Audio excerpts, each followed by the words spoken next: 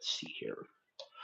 All right, so we are live right now, and we're going to talk about three particular topics. Okay, number one, we're going to talk about Jon Jones and retiring too soon on the fact that he's not going to fight Tom Aspinall. That's number one. Number two, we're going to talk about boxing in the era of the Saudis.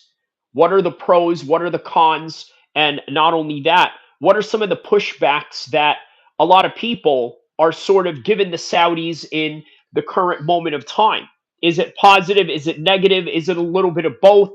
Is it warranted in any kind of way? Because you got to understand the way that people go at criticisms and things of that nature, it's very harsh at times. And sometimes in a non constructive type of way. In other words, they're just out to speak in a very insulting manner without really elaborating why they feel a certain way about a specific person or why they feel a certain way about a specific group. Which leads me to the third topic of this show, not necessarily in this particular order, but the fact of being able to beat my traffic case ticket. How was I able to do that? Well, for one, I tried to present, how do I say this, inconsistencies within the officer's notes. As a matter of fact, I even went and challenged the notes of the officer. In other words, meaning that I went and did what you would call a discovery request, right?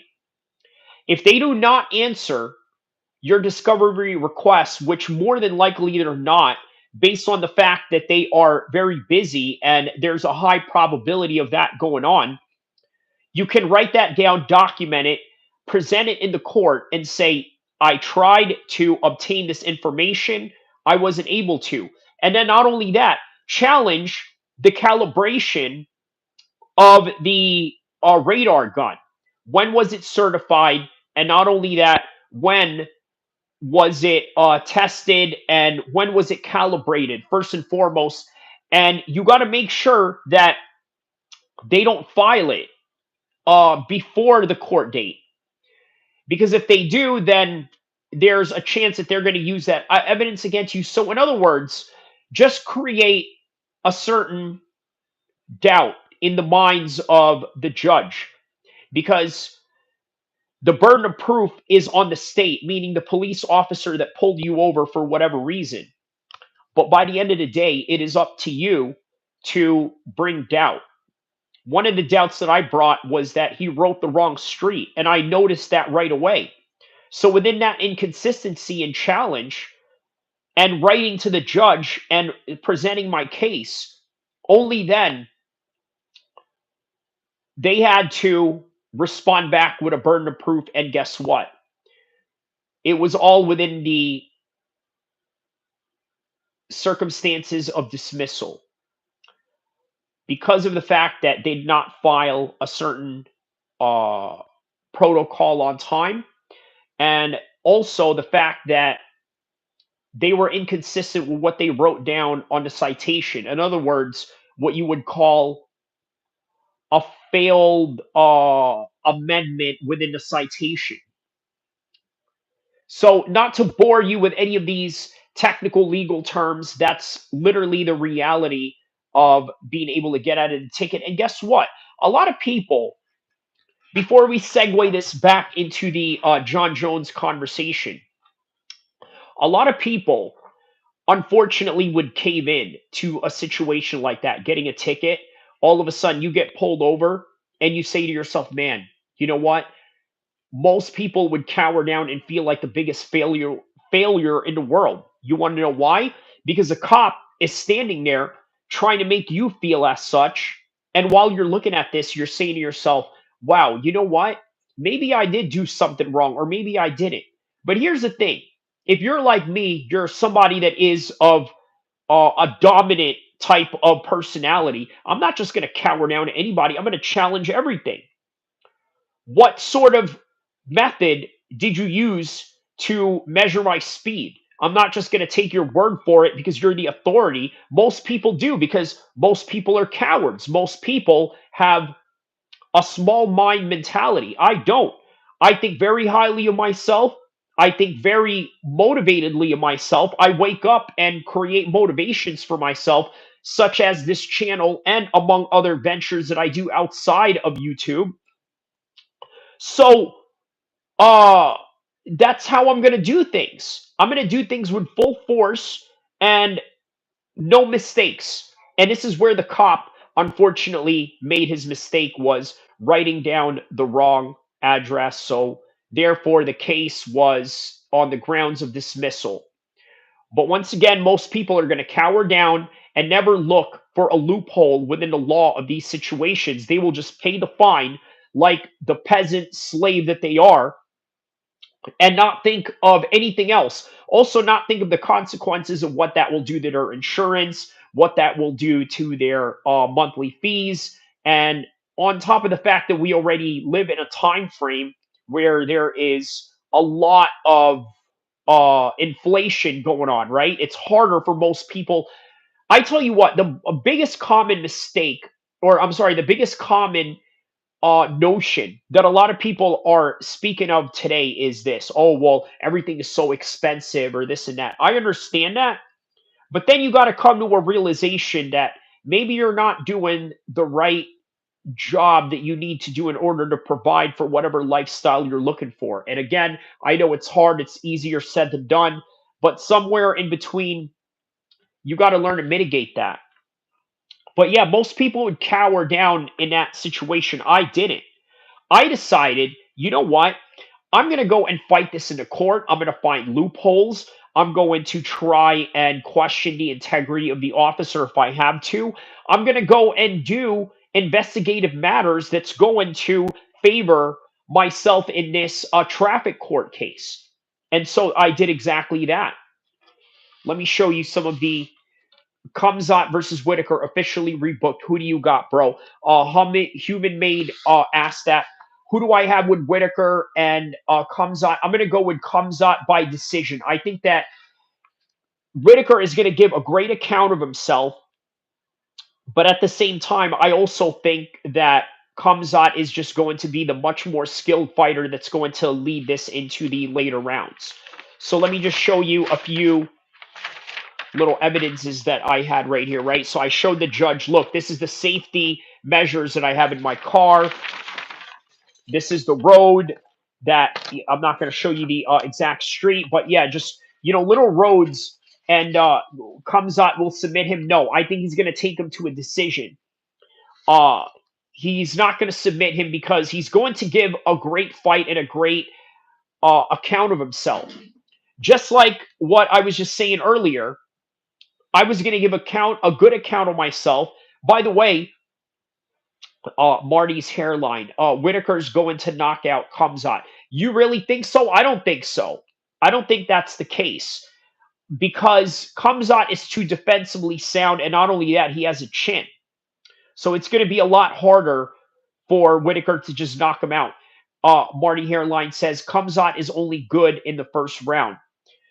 But I think what you are judging off of is the fight with Gilbert Burns, where he was fighting during Ramadan. And as a result of fighting during Ramadan, I think that he was a little bit more depleted. I think that he was a little bit more compromised. And as a result, he was in a different state. Kamzat will wrestle him. Wrestlers always win by decision. Human Made. Yes. So Human Made, that is exactly what I meant with that. So what else? Jon Jones retiring. Let's talk about that as well, right? If you want to continue on with the Kamzat and the Whitaker conversation, I'm not mad at it. But let's get to the Jon Jones, right? I think that him retiring is good. Why? Because we need to move on. And the idea of him fighting Tom Aspinall at this point has become a fantasy matchup. Marty's hairline says he lost the last 2 rounds versus Usman, who was on a 10 days notice. But you also got to understand that styles make fights. So, yes, he did not look spectacular against Usman, and we're talking about Kamzat's performance, but you also have to take into consideration that Kamzat, even though he was fully rested, fully peaked for that fight, he still had to take on somebody with a different stylistic matchup that was contrasting of Paulo Costa, let's say. Fighting Paulo Costa would have been a different fight. It would have been a different stylistic outcome. And Kamzat was looking for a different fight. He didn't expect fighting a wrestler. And I'm not making excuses, but in reality, I am making excuses if I was making excuses for him, if you know what I mean. But Jon Jones retiring, I think, is a good idea. We need to move on. It's a fantasy matchup at this point, right? Riddick Bowe, the boxing champion during the 1990s. There's a famous picture of him taking his belt, his WBC belt, like this, right? And then throwing it in the garbage can, like this. Jones is scared of Aspinall. Marty's hairline says, is he scared of Aspinall? Yes, I think he is, just like this boxer that I'm about to tell you, Riddick Bowe. He was scared of Lennox Lewis.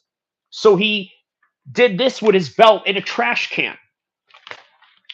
So you guys remember Alundra Blaze, right? When she got signed to the WCW from WCW from WWE. She did the same thing when she went to WCW and Monday Nitro. Put the belt right on the trash on live TV, and it was a WWE belt in a WCW setting. What did Human Made here say? Would Stipe beating Jones be like the biggest upset ever in UFC? Yes. Like even bigger than Matt Serra and GSP? Your thoughts? So here's the thing, right? We've never really seen Jon Jones tested in a heavyweight division. However, what we're looking at with Stipe seems to be a shell of himself. However, that's a little bit deceptive because you got to ask yourself, was he playing possum when he was walking the way that he did during the uh UFC pay-per-views where he was a guest and he was walking in a way where he just looked like a straight up old man, right? Are we underestimating him? There is an aspect to that. But let's operate in the mindset that if this is the prime Stipe or close to it, just dangerous enough to, let's say, give Jon Jones a problem, right? Let's say it's that version of Stipe. Well, we got to ask, how tested is Jon Jones? And in reality, not really, not against a wrestler. Cyril Gahn, not a wrestler. But as a result of that, you could see a window where Stipe could really create an upset. And would that be a bigger upset than GSP versus Matt Serra? I would say even bigger than that. Way bigger. Because right now, GSP is at the level of Jon Jones, right? But at the time when GSP lost that title, he was literally, how do I say this, Sean Strickland, a one hit wonder at the time. But right now, Jon Jones has maintained being the top guy for this long. So it would be a bigger upset than GSP versus Matt Serra, in my humble opinion. That. So the next subject, the Saudis taking over boxing. I think there's a stigma back in the days or not too long ago where people viewed boxing as a sport that seems to fell into this circus of let's give these guys easy matchups and easy fights. And then along came the Saudis and said, you know what? Top prospect here, top prospect there. Let's fight it out. So you had the 5-on-5 challenge, and it surprised the heck out of us because Eddie Hearn's guys got swept. Now, on any given different matchup, maybe that would have been a different outcome. 13th Assassin says, Assalamu alaikum, brother, all the way from UAE. Shout out to you, my brother. Shout out to you from 13th Assassin. Hey, guys, thank you for all those that have been supporting. It's only a matter of time before I get monetized in this channel. So that's going to be awesome. And it's going to be all because of your help. And I hope that you guys do decide to donate if and when I do get monetized in this channel, inshallah. But back to the boxing side of things, right? We're now finding out who the real guys are in boxing. meaning that there's now a healthy competitive architecture. And the Saudis are also willing to pay for it handsomely.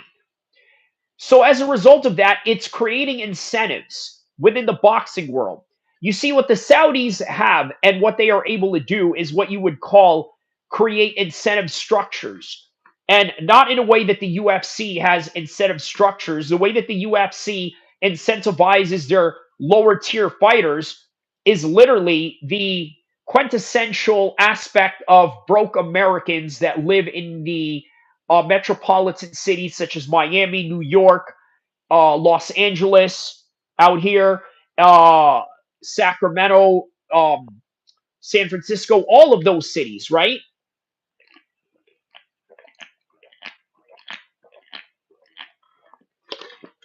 So they don't get paid much. They get paid enough to be able to live, and not only that, get paid enough in order to come back and fight once again.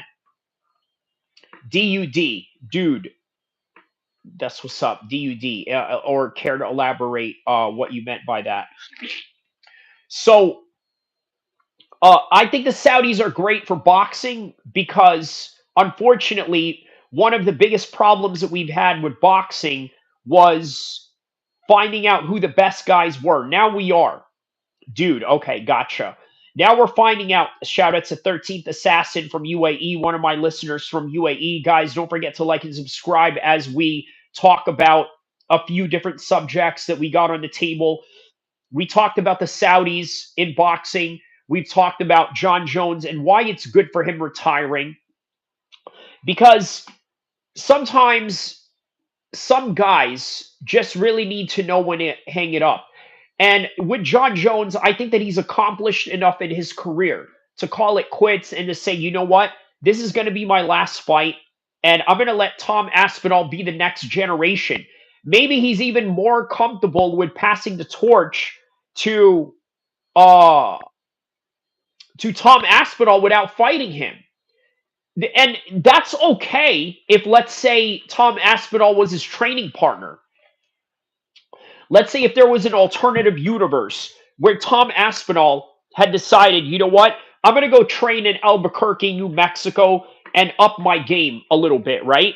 Because remember, he didn't always go out and train with heavyweights. He wasn't always with the heavyweight size fighters to get him used to that type of pressure, that type of width, that type of strength, that type of size that's pushing on you, and the lactic acid that you build from that versus sparring with a 170-pound fighter. Let's say he did train with Jon Jones. There would be a world where that would be okay for him to pass the torch. Or maybe he could just admit he's a fan of his. What did 13th Assassin here say? I know this about sports, but the truth must be told. I'll face Allah on that time, and really what matters is the day of judgment. Okay, the day of, got it, got it. Okay, yes, that's definitely correct. 13th Assassin, Jon Jones is scared. Is he scared? Yes. Okay, here's the bottom line. What's your thoughts on Turkey? We're gonna get to that. Uh, I think that with Jon Jones, it's perfectly okay for him to retire because, look, here's what you got to understand: there's a human side of fighting, right? Later on, these guys are going to admit in their career, you know what? I didn't have it in me to go fight that guy. So therefore, I'm not going to uh, stay any longer and be a punching bag. There are guys that go and admit that. Also, nice algo sent to me to the right place. Okay, perfect, my man. I'm glad that you were sent into the right place because you know what? I'm going to answer your question right now about Turkey Al Sheikh, right? I think Turkey Al Sheikh right now has a bit of a sickness going on, and he's admitted this on live TV. So I'm not saying anything that's out of the ordinary or that is out of public information. And because of that sickness, I think he is operating on a matter where he wants to get these things done right away. And what is that? It is the 2030 vision that Saudi Arabia has, and part of that is building tourism by expediting the process of making these big fights happen. Big fights, big tourism, and not only is Saudi Arabia big in accumulating money through the Hajj and through the pilgrimage of all the Muslims from around the world. But they're now going to make a lot of money with oil as they always have been. But there are rumors, and I don't know if it's true or not, allegedly, that they are running out of oil. And as a result, they are acting in a way where they need to create different revenue. And this is where the fight world comes in. So they have enough money. They have way more money than Eddie Hearn and Frank Warren and the UFC combined. So you know what? They decided, hey, you know what? This is a powerful entity with young men, with people that, let's say, are going to spend money for their families to go on vacations. Why not market to this particular demographics of people that have money, that love fight sports, and let's infiltrate that world.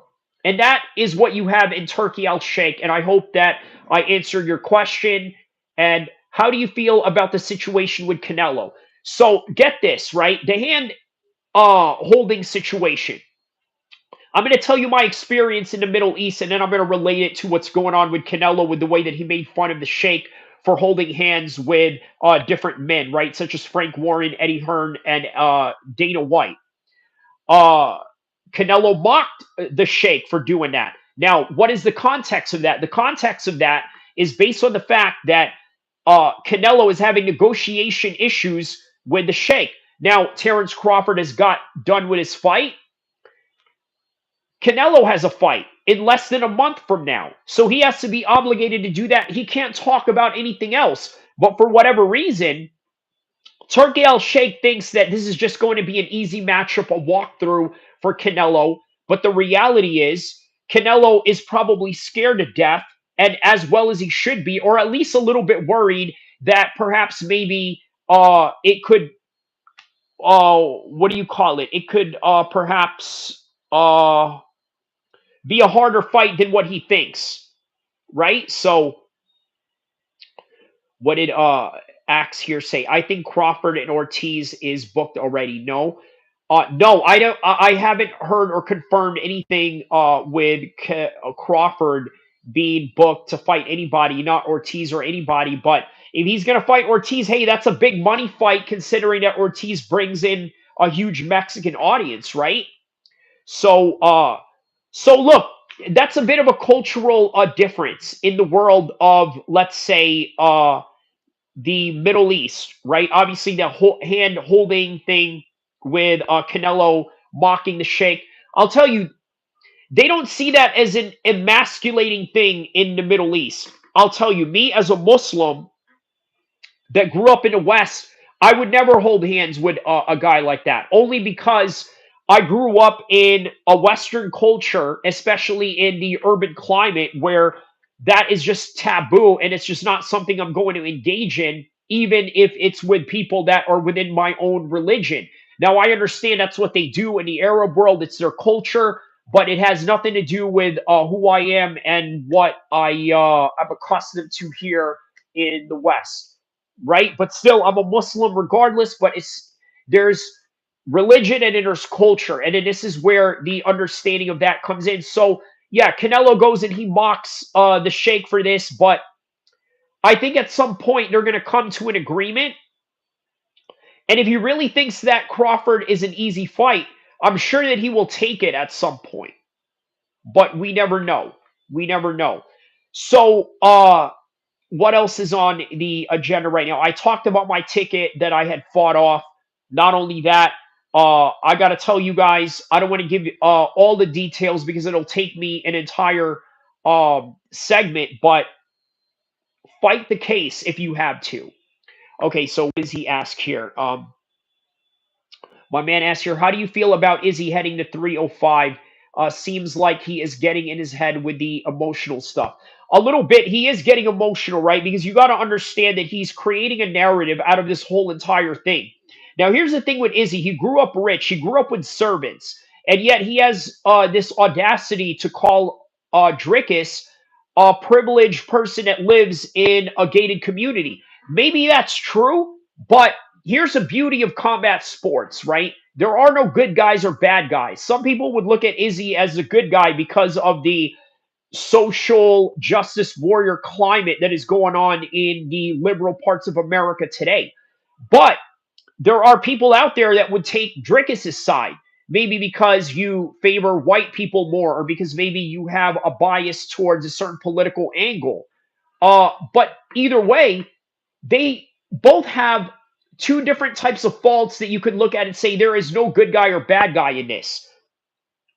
Oh, shout out to City Project right here, one of the most famous guys that's in the chat right now. I cannot believe Jon Jones is pulling this crap. I would have respected him retiring after the Gone win or even the injury. Tom is the real champ. Wish Jon Jones would fight him. You know what, City Projects? Here's the thing, right? He should have done that. It would have been the same as the George St. Pierre thing, right?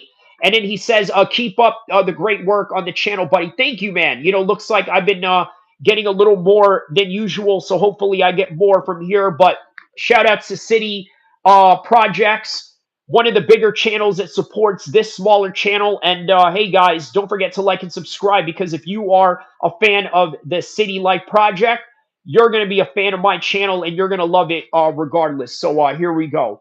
Jon Jones. Oh, wait, let's read this other comment here. I think Jon Jones would be trolling. Robert says Black Sea. All right, that's what's up. Can you say hi to my friend Lou Sasuli? Okay, hey, what's up, Lou? What's up to my friend Lou? Black Jackie Chan. All right, with the retirement stuff. All right, so the chats is going off right now. That's what's up. Okay, so Jon Jones, him retiring would have been a lot more respectable, right? GSP did it after Bisping. It wasn't only a couple of 5 weeks later he was like, you know what? I'm going to call it quits right here. Right here, I'm just going to call it quits. Okay, you're going to call it quits. We'll respect it. And Tom Aspinall would not have been a thing. Tom Aspinall would have been able to build himself up naturally into the lineal champion after Francis Ngannou without actually fighting Francis Ngannou. And by the way, check out my video that I got on the next Francis Ngannou fight. You're going to be very shocked at my prediction for that fight and where I think that fight is going to go. So, what else? Don't forget to like and subscribe. Hopefully, I love Stipe, but he is basically retired. City Life Project says. Yes, you're absolutely right about that right now. Here's the thing. Is he retired or is he playing in Possum? I'll check it out. There it is right there, my man. Hey, and by the way, City Life Projects, man, I just got out of a traffic ticket today, and I figured, I was like, you know what? Why not get on here and talk about it? Guys, if you live in the United States and you get a traffic ticket, don't, under any circumstances, plead guilty. Fight it. Let's be real, though. He fought one of the easier UFC divisions of his big wins against the early UFC talent. He lost to Reyes. That's arguable, by the way. That's very debatable if he lost to Reyes. And Gane was a great opportunity. It definitely was. It definitely was a great opportunity to fight Gane because it was a stylistic matchup. So, great stylistic matchup. And Bizzo says, who's winning in a fight with Drake or Diddy? Oh, Reyes knocked him down. Yes, he did. Who would fight between Drake and Diddy? I'm going to have to go with, and you're going to be surprised on my pick here, but I'm going to go with Drake. Yeah, I'm going to go with Drake. Why? Because, okay, maybe if Drake, let's say, trained with George St. Pierre, and there's a high probability of that being that he's up in Canada, I think that he's going to formulate a great game plan in order to beat Diddy up. And I think that George St. Pierre would probably be motivated to train Drake to beat up P. Diddy. Although the same accusations, ooh, that's a tough one. A minor, they not like us. They not like us anyways. But yeah, Jon Jones retiring is great for the sport because he has to do one thing or the other, right? He either has to retire or proclaim a fight after his fight with Stipe. What does he say here? He says, but the diddler would put Drake in a cage. Huh. Interesting take. All right. Shout outs to my man Bozo here and all those that are tapped in right now watching this. I think I'm going to go live just for the main card this Saturday for the Drickus and the Israel Adesanya fight. I think that's going to be good. I know City Like Projects is going to cover that as well. Watch both of our channels. If he retires after Stipe, it's a B move. It is City Projects. You want to know what? It really is, but at the same time, we have to know if he is a warrior or if he is a man of legacy. And you got to admit, George St. Pierre is a man of legacy. That's the reason why he didn't. People aren't going after GSP saying, well, why didn't you fight Robert Whitaker? Okay, let's read this right here. He says here, Jon Jones is undefeated. He deserves his farewell to be a favorable matchup. I mean, he deserves it. Okay, that's a good take, human made. And then City Project says, not when he's holding up the division. Yeah, that's true, right? That's what okay, so that is the difference between George St. Pierre and Jon Jones. It's a perfect way to go out as he should as a champ. Deserves nothing. Eating wife. Oh wow, beater. Yeah, it's a cowardly way to go out as a champ. Yep, I agree with that. And what's my man's name here? Charles James Kelly. Yeah, I definitely agree with your sentiments on that. But you know that's not something I can say out loud. But yeah, from a dominant standpoint, Jones is not on the level of Khabib. Khabib is the only fighter to do what he did skill wise in a division of fighters. Oh, and that's a great argument, right? Which is why you got to understand that the conversation of pound for pound really is just nothing more than a subjective matter at hand. And being that it's subjective, I mean, you can't really get the full capacity of Matt Hamill is the real GOAT. Hey, you know what? Think about it like this, right? How about this for a theory? City Like Projects.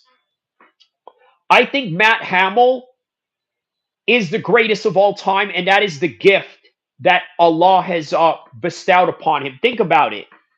Matt Hamill has lived a very tough life being challenged, okay? And we take the advantages that we have on a daily perspective, right? We really take it for granted. We take for granted that we could see. We take for granted sometimes that we could speak in ways to be able to communicate with all you lovely people out there that love MMA and share the same passion we do for this sport. We have the sense to smell, but imagine you don't have it. And Matt Hamill, he can't hear. But guess what? He has a win over the greatest fighter of all time. And as a result, it is a gift from Allah. So let me know what you guys think on the chat, what I said about Matt Hamill's gift from Allah. I love Matt Hamill on Tough pissing off Bisping. Yeah, Bisping, man, you want to know what? If they pulled up any of those old school Michael Bisping, Matt Hamill exchanges, it will cancel Michael Bisping from the deaf people. If you really think about it, he'll get canceled by that group.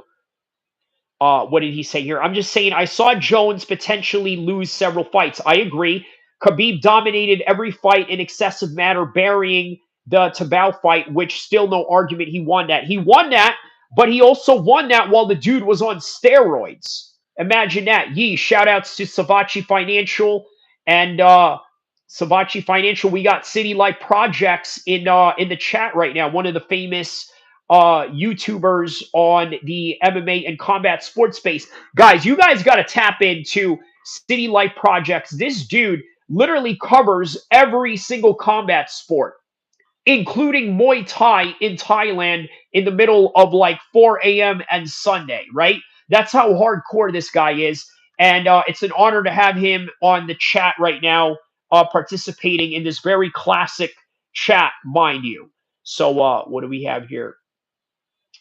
I ain't famous, brother. Haha. I just watch way too much combat sports. And because of that, that's what makes you famous.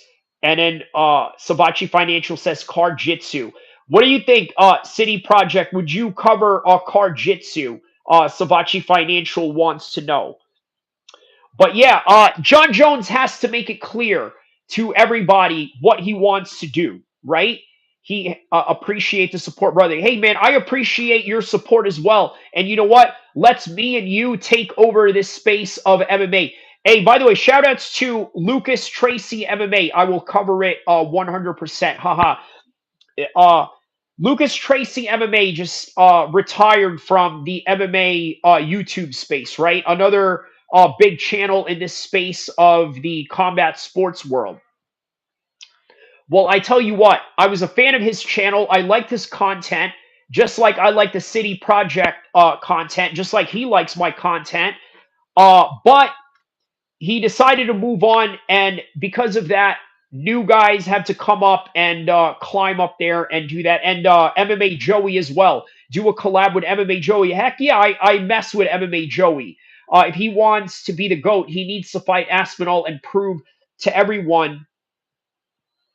What did he say here? And prove to everyone that he is the undefeated true GOAT. Yes, Marty Hairline says now that Lucas retired, bedtime MMA will rise. Bedtime MMA. Okay, so that's a new channel that's coming up. Yeah, man. And you know what? Here's the thing that's great about this MMA YouTube space, right? It's not like the gangbanger space, which, by the way, I'm also weirdly enough sort of a part of. Also, the whole brick baby no jumper type of thing. DJ Vlad, all of that, right? Whack 100. They're a little bit more toxic in a way where they got to get at each other, right? But in all YouTube spaces, there's enough for everybody to grow and enough for everybody to make money, and that's really what it is. Keep up the good work, brother. I gotta run. Smash that like and subscribe button to Kyrie's guys. That's right. City Life Projects. Shout outs to his channel. Literally covers every combat sports there is in the world. Whereas with me, I cover it in a way where I talk about it from the streets perspective, geopolitics, and not only that, psychological matters and matters of education as well. And speaking of education, today I got to put my education to use by representing myself in court with literally no lawyer and beating a traffic case. Caught talking about doing 90 miles an hour. I beat that thing by just saying, hey, you know what? You got the wrong street right here. Before you know it, case dismissed. Just like that, was out of there. But anyways, back to Jon Jones and Stipe Miocic. This is going to be a very dangerous fight for for Stipe Miocic in a way where it's going to be life altering. I don't like to say it, but Stipe Miocic is not going to be the same, even to the point where he's not going to work as a firefighter anymore after the Jon Jones fight. What do you guys think of that? Like, he will be so messed up by Jon Jones that he's not going to be able to work as a firefighter. You got to put that in perspective. And you got to think Jon Jones wants to prove so bad that he could beat Stipe, even though we know Stipe is a shell of himself, but the resume is all the same for him. Because you got to remember this, right? You guys ever seen lion hunters? Like, especially the ones that the UN goes after because these dudes are like straight up, human rights violators to every degree, right? They don't care how old a lion is. If they shoot a lion, and don't diss our first responders, Sabachi Financial says. Are you talking about the? Well, I tell you what, I'm definitely not a fan of the PDs. I'll tell you that. But shout out to the firefighters and the EMTs and the nurses and doctors and all of that. Oh, and the helicopter people as well that lift people from the gurney and into the helicopter and all that good stuff. Yeah. But anyways, uh, yeah, I don't think Stipe is even going to be able to work in that kind of capacity. Look, man, I've done firefighter training before in New Jersey at a firehouse because I knew some friends of mine that were firefighters, and the training is hard. It's demanding, right? There's nothing wrong with being a firefighter, but man, you can't be a firefighter damaged as the way that Stipe is going to be. And that's going to be the unfortunate thing about it. So, guys, just a reminder, I'm going to have 20 minutes left for this stream. We're going to talk more about boxing right now. Now, there's a lot of great boxing going on right now. There's this guy named Ben Whitaker in boxing. I really like his style, right? I like the fact that he knows how to switch stances. Not only that, he knows how to fight very slick, very elusive, very Prince Nassim like. I urge you guys to take a look at his catalog, his fights, his highlights, and check out his next fight whenever that may be, because this is one of the top guys that I think people really need to look out for. You know what? I can see him have a Jake Paul fight in the future at some point, right? But very exciting young fighter in the boxing world. You guys got to check him out. Also, Hamza Shiraz. As you guys know, I've done podcasts with Zain Musa Boxing from England.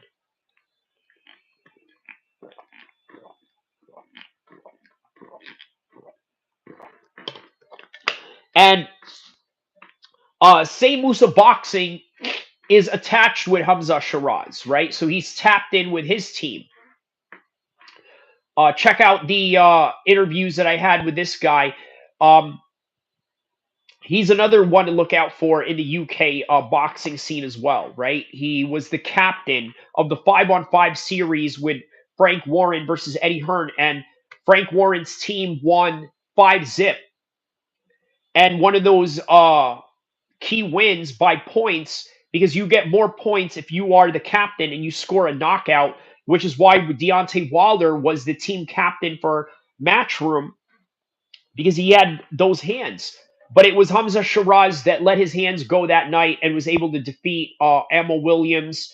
And the future is bright for this guy. Adam Azim as well is another guy to look out for in the UK scene. Pakistani British guy. He's only 22 years old, this young kid, right? Adam Azim. And I believe Hamza Shiraz, he's a young man as well, only 24 years old. Reminds me of a Tommy Hearns type of guy, right? Very tall, very skinny. He's 6'3", but I believe he fights at 154. So he's going to have a lot of interesting names. You know that there's big names at 154, 160s. Canelo is up in the 168, 160 category. A lot of interesting names to come up. And guess what?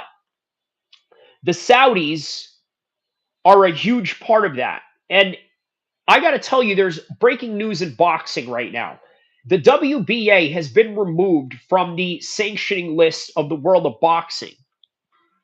You want to know what I think? I think the Saudis bought off the IBF, the WBC, the IBF, not the WBA, because for whatever reason, the WBA was like, you know what? I'm not going to comply. What was Stipe's last fight? Stipe's last fight was Francis Ngannou, when Francis Ngannou became the champion. And this is Jon Jones's justification for becoming the lineal champion of the UFC as a result of that. So, yeah. Yeah, I think so boxing with Saudi Arabia taking over boxing. That's where I was at. Sorry, I get sidetracked with all these different are have we seen him really fall off Stipe? So you're asking a very, how about that? It's kind of catchy. Axe and ass. Okay, I don't want to say it because then I'll sound like I'm cursing, but axe. Good point. Knockout one time from Francis Ngannou doesn't really mean much. He definitely is a potentially long shot at beating options against Jones. And you got to think Jon Jones is probably walking into this cocky, ill prepared, and probably thinking to himself, I got this fight. Do you really, though? You don't know that. Jones has fought, what, one round in like how many years? That's true, but guess what? Tom Aspinall, right? Heavyweight fighting, one round. Francis Ngannou, Jairzinho, kind of the same narrative a little bit, right? But who knows? So I will say this. I think that we may be underestimating Stipe a little bit. And man, if Stipe does it, he becomes the greatest heavyweight ever, hands down. Hands down. Greatest heavyweight ever. Well, what is your argument with him? Oh, because Francis Ngannou beat him. Okay, but he beat Francis Ngannou and schooled him 5 rounds. It is like that. It is like that. Because if you don't think that it's like that, you have revisionist history because you got to think about it like this. Alex Pereira, last loss to Adesanya. But guess what? Who has the higher status right now in terms of championships? It is Alex Pereira. But he's the one that got knocked out. Right, right. So if Jon Jones gets beat by Stipe, and Stipe at one point was considered the greatest heavyweight of all time with 3 title defenses, you think Jon Jones is out there making 3 title defenses right now? No, but all remains to be seen until November. And even after November, for all we know, Jon Jones might just pull a wool over our eyes and just decide, you know what, maybe I am good enough to take on Tom Aspinall, or maybe he just understands his limits. Stipe has his own Rocky Balboa moment here.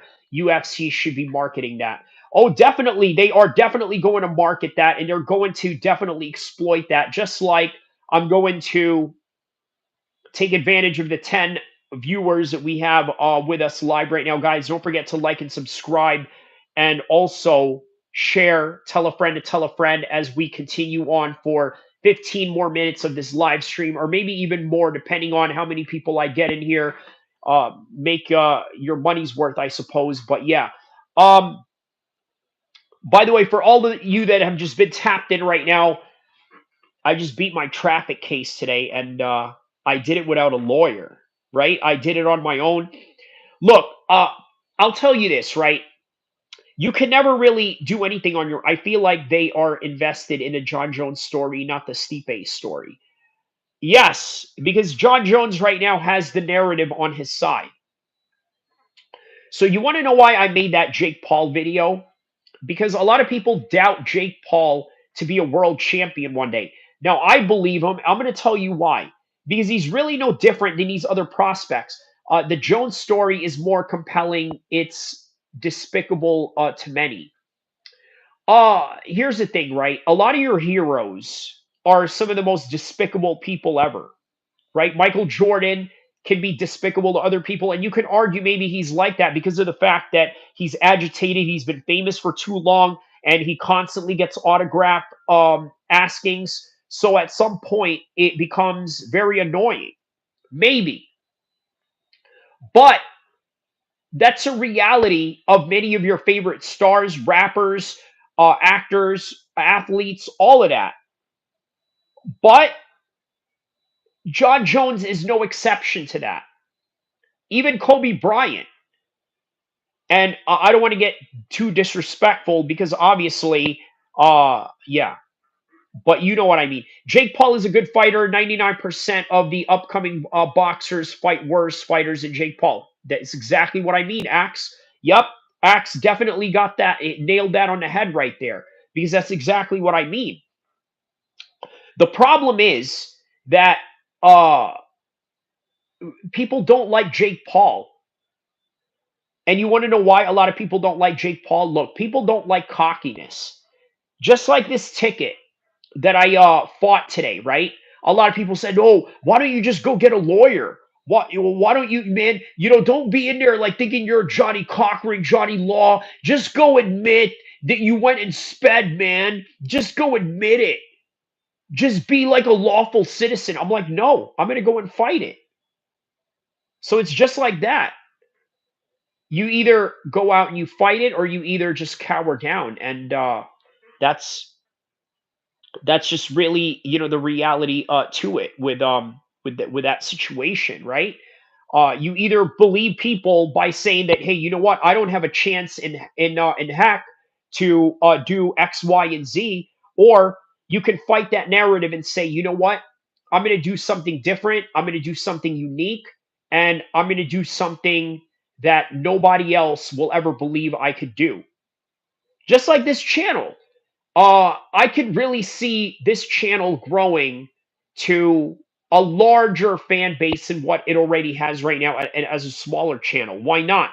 I have the talent, I have the charisma, I have the memory to speak, I have the knowledge of the game, I train it on a daily basis, I talk about it on a daily basis, I consume it uh, for most days. I consume it enough to understand the business. I know people in the business. So it's only a matter of time before I kick my foot right in the door. But other people are going to be naysayers and say, well, you know what, your channel is small or this and that, or yeah, it's not big enough yet. Or, okay, but if you're going to listen to those naysayers, then it's always going to be like that. But if you listen to yourself and you understand that you can do things on your own, you can do things without having somebody to tell you how to do it or how to be assisted in any kind of way. Well, look, man, like I said, there's some people out there that are either just followers or leaders. I choose to be a leader. I don't choose to be a follower to any degree. I don't choose to just follow the easy path. Uh, but the hard path is people doubting you. And a lot of people don't like that. They don't like to be doubted. They like to feel secure, right? Me, I don't care about feeling secure. I don't care about that. I don't care about people's approval. I really don't. I know a lot of people say that, and they say that with bravado to try and fit a certain macho image.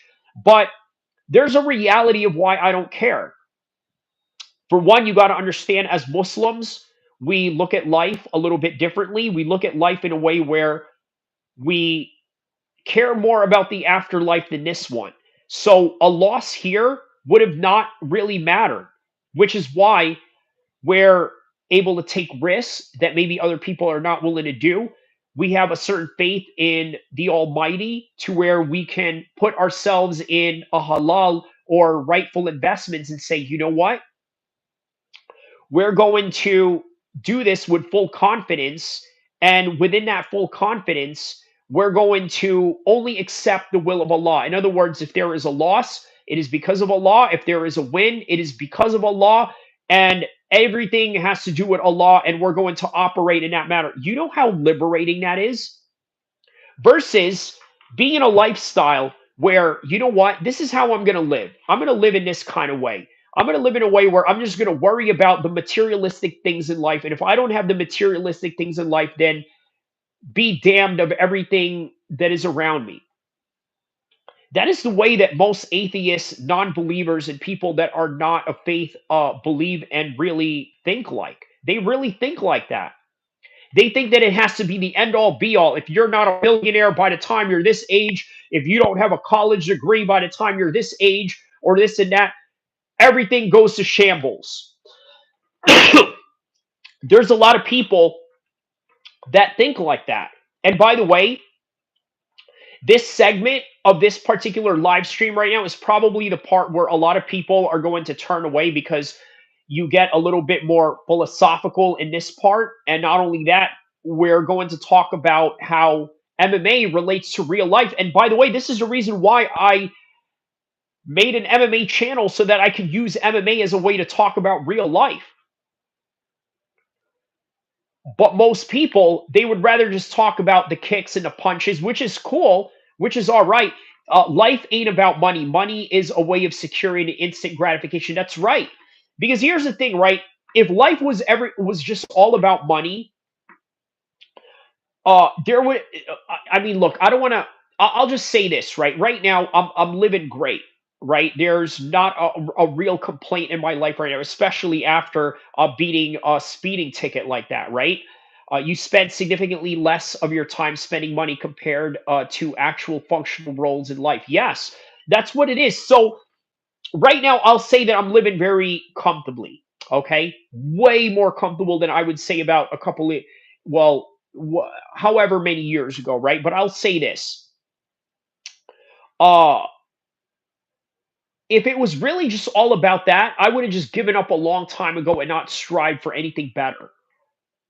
Okay, but I knew and trusted in the will of Allah that it was going to take me somewhere positive. It was going to take me somewhere great, somewhere far beyond my reach, somewhere far beyond what I could imagine I could do. So every time you put your faith in Allah, you get tested, and when you get tested, you come out of it, and when you accomplish the mission and come out of it, man, you feel so relieved in a way that can't be explained. But a lot of that, I'll give you a grim example. Okay, so a buddy of mine, and he's probably in this chat. I don't know if he is or he isn't anymore. Nobody gave that info to the business majors who signed their lives away to the cubicles, unfortunately. Yeah. So here's a funny thing about that, Axe, and I think we may lead into a different conversation with this one, but that's all right. Even better, actually. Uh, I think a college degree and college is for networking. Every every person that I know in the sports management business, whether it's in the NBA or whether it's in, let's say, the NHL or MLS soccer or the UFC, all of these people I've met in college through my alumni University of Sac State. That's what you use college for, is networking. That's what college is just networking. Now, you can create job opportunities. There are professors out there that will help you create job opportunities. That's what you have to do. You have to know how to utilize college beyond just being a frat boy that drinks all day and gains 30 pounds for nothing in your freshman year. You got to do a little bit better than that in college. But that's what college is. So, yeah, a little interesting segue to that. Uh, the Western privilege is the ability to choose what to love, to do such, and spend the majority of your life doing something you love and are passionate about. Yes, the pursuit of life, liberty, and happiness, sort of say, right? Well, I tell you what, today uh, I gained a lot of faith in the American justice system, and I'm very thankful to live in a country that is very fair and just in the way that they handle the judicial system, at least for the most part. But I will say that if you are less fortunate in America, you're going to have a hard time fighting cases, let alone traffic violations. It's just the reality of the situation. There's time is just not on your side, the resources are not on your side, and that's just unfortunate. So my advice to people that want to live in America: have money. If you're in England, Australia, or South Africa, or anywhere else in the world, if you want to come to America, have money first, because America is only fun with money. The third world, what does my man here say? He says, the third world, you are forced to take up any job to survive. Americans can choose to do something they love and don't. Yes, that's really what it is, right? It's like, I'll tell you this: there's a generation of people that, let's say, are nurses from, let's say, other countries, right? They take up those positions because it is the only thing that is available. And then when they come here, let's say maybe they produce children that are entrepreneurs, engineers, or people that come from different ventures, right? Yeah, that's so now they don't have to pick a job that's hard or long or this and that. They can sort of delve themselves into different ventures, sort of like the Irish, right? The Irish went from being, let's say, street hooligans in the early parts of America, let's say the Ellis Island days of the 1900s, to becoming police officers in the 1950s, 60s, 70s, and even till now. And by the way, uh, the reason why they have bagpipes in police funerals is because many police officers have an Irish background or a Scottish background. So John Burns says, "Hey, yo, Irish Scottish here, my guy." Hey, you know what? Shout outs to the Irish, bro. The Irish really F with your boy right here, man. They really mess with his West Coast flavor right here. So shout outs to everybody from Ireland that comes and taps in with me because guess what, man? I love Ireland too. I was born in Libya, and I'm going to leave it at that. You know exactly what I mean when I say that I was born in Libya and we got love for the Irish. And Gaddafi, man, that dude had love for the Irish too. But man, Gaddafi was, I mean, look, he had a lot of great ideas, but he wasn't exactly the best guy, sort of say, right? So yeah, that's neither here or there. But either way, man, uh, let me know what you guys think on the comment section below. What you guys think of Jon Jones and his retirement? Is it too early or is it too soon? And also the boxing, Saudi Arabia taking over boxing. Is it great? We didn't get to talk about the pros and cons of Saudi Arabia running boxing because there's a political angle to it. And by the way, how could I talk about life, religion, street stuff without getting into geopolitics? Oh, yes. I just got here. I'm Fighter 2. This is my stream, John Burns. All right. Shout out to John Burns, my man. So, what sort of style do you fight, John Burns? Let me know on the comment section below. So now let's get to the geopolitical side of it, right? A lot of people sort of blame Saudi Arabia for human rights violations, but here's the reality of it, right? What is human rights violations in comparison to other countries and whatever it is that you may or may not tolerate? That's some of the controversies that's going on. Now, let's get the elephant out of the room. Jamal Khashoggi was a journalist who was unfortunately uh, taken out by the Saudi regime. Okay, so John Burns says he boxes in Muay Thais. Okay, that's what's up, my man. Hey, shout outs to the Irish, Scottish, and the British. Those are some real great fighters out there. If you're ever in the Sacramento area, my brother, hit me up. We'll come and train. Jones is looking for more money. He's either looking for more money or he doesn't believe that Tom Aspinall is money. And I think Tom Aspinall is absolute money right now. Even though Tom Aspinall is what many would consider as a little bit reserved, more of a gentleman, not really of like this typical English trash talker and what have you, right? But still, a lot of people like him. He has BT Sport and TNT Sport on his side, the British media on his side. I could see Piers Morgan given a liking to him and perhaps maybe increasing his following to a certain degree. So, yeah, Tom Aspinall is definitely money. There's a big possibility of that, of him being huge money for Jon Jones and for Jon Jones getting big money with Tom Aspinall. But the geopolitics side of it, right, with Saudi Arabia, Jamal Khashoggi, he was a journalist who criticized Saudi Arabia.